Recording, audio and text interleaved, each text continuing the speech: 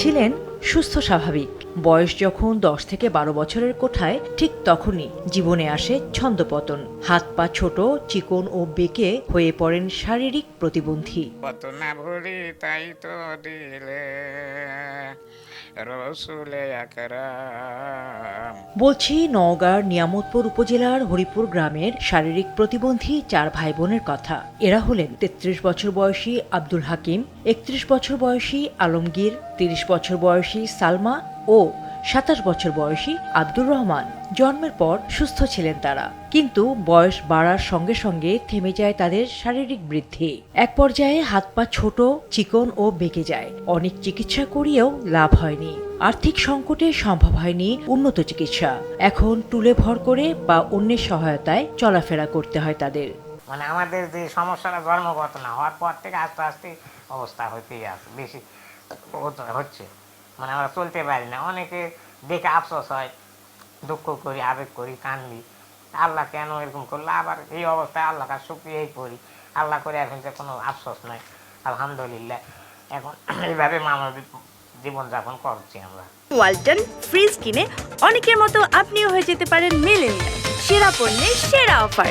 যখন প্রায় 10 বছর থেকে আমরা বাইরে নিই, এর আগে আমরা হাঁটা চলাফেরা, খেলাধুলা, বল খেলা, আন্টা খেলা, বন্ধু বান্ধব, হাটে বাজারে যাইতাম, এখন যাইতে পারি। আমি আল্লাহ এই পাকে ইবাদত বন্দেগী করি, 5 ওয়াক্ত নামাজ পড়ি এবং ঘরে থাকি। ঘরে বাইরে হতে পারি না, আমি রাস্তাও যেতেও পারি না। মানুষের কাছে কোনো হাত পাততে মতো কোনো পরিবেশ আমার নাই।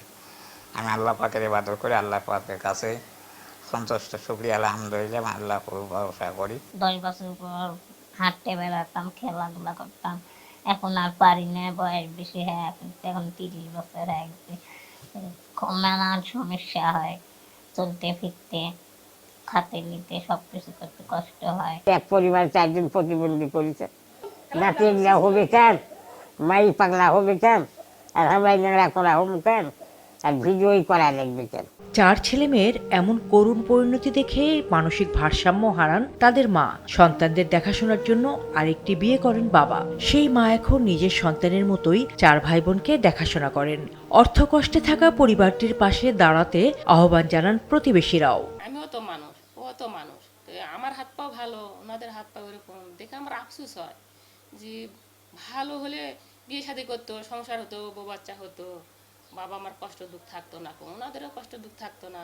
এই টুলে বসে চলাফেরা করে, গা গোসল, বাথরুমে। যখন অসুস্থ হয় পরে তখন আমাকে দেখতে হয়। শুরু থেকেই উনি ওনাদের পরিবারের উপরে অনেক ঝড় ঝাপটা যাচ্ছে এবং ওনারা যে 4 জন প্রতিবন্ধী আছে, তো ওনারা সবসময় মানুষের সঙ্গে ভালোভাবে মিশে থাকে এবং আমরা চাই যে সরকারের পক্ষ থেকে এবং ভালো বিত্তবানের পক্ষ থেকে তাদের সহায়তা করুক। 4 ভাই বোন প্রতিবন্ধী ভাতা পেয়ে থাকেন। সরকারিভাবে আরো সহায়তার আশ্বাস দেন এই কর্মকর্তা। এই ভাতা প্রোগ্রাম আওতায় এনেছি। তাছাড়া তাদের পারিবারিক অবস্থা খুবই শোচনীয়। আমি জেলা প্রশাসনের সহযোগিতায় এবং সমাজ কল্যাণ মন্ত্রণালয় থেকে আমাদের যে আর্থিক অনুদান দেওয়া হয়, সেই অনুদান তাদেরকে আমি আর্থিক অনুদান দিয়ে অন্তত কিছুটা হলেও তাদের স্বাবলম্বী করার চেষ্টা করি। উন্নত চিকিৎসায় হয়তো সুস্থ হয়ে উঠতে পারেন 4 ভাই বোন। সরকার ও বিত্তবানদের সহায়তায় ঘুরে দাঁড়ানোর স্বপ্ন দেখে পরিবারটি।